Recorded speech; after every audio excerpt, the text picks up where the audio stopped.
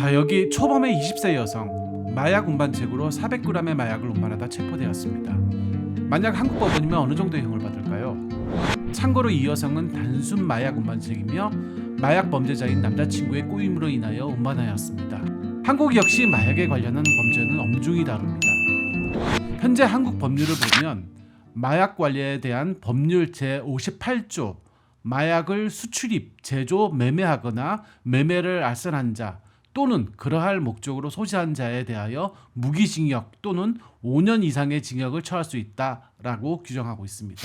하지만 이 케이스는 초범으로 남자친구의 꼬임에 넘어가 운반했다면 집행유예부터 그리 길지 않은 형을 선고받을 거라고 한국 사람들은 예상할 수 있을 것 같은데요.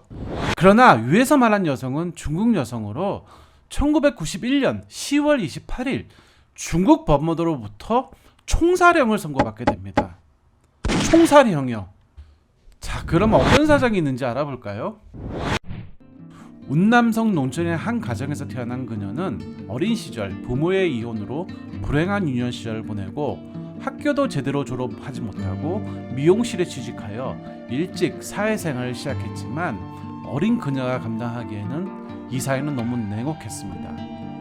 이때 미얀마에서 사업을 한다는 남자친구를 만나게 되고 이 남자친구의 꼬임에 의해 인생에 단 한 번 마약을 운반하다 체포되고 20살의 어린 나이에 총살형을 당하게 되는데요. 재판 과정 중 만약 주요 공모자인 남자친구의 이름 등 수사에 도움을 주었다면 사형만은 면할 수 있었으나 사랑하는 남자친구를 위하여 모든 제안을 거절하고 스스로 모든 것을 뒤집어 쓰게 됩니다. 냉혹한 이 세상에서 순간이나마 남자친구와의 포근함을 잊지 못하고 오히려 감사해야 하며 모든 죄를 안고 간 이 여성이 바로 현재 유튜브에도 사진이 돌아다니는 중국 최고의 미녀 사형수로 유명한 타오징입니다. 그리고 사형 집행 하루 전날 그녀는 간수들에게 마지막 자신의 바람을 이야기하는데 혹시 내 몸에 시술한 여성용 피임 기구를 제거해 줄 수 있나요?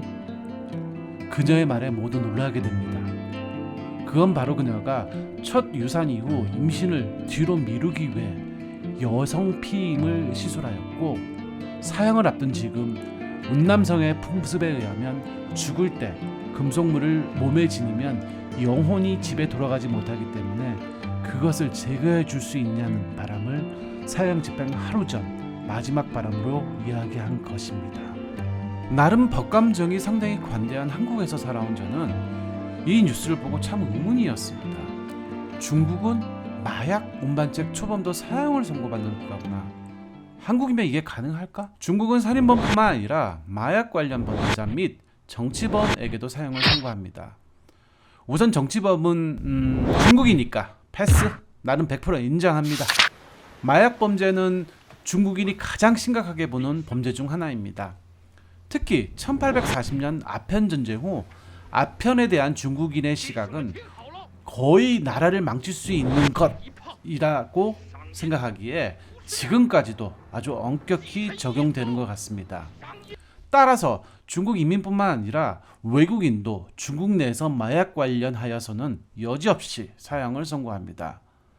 살인과 마약 정치범과는 다르게 저를 정말 놀라게 한 건 바로 경제사범 역시 중국에서는 사형을 당한다는 것입니다.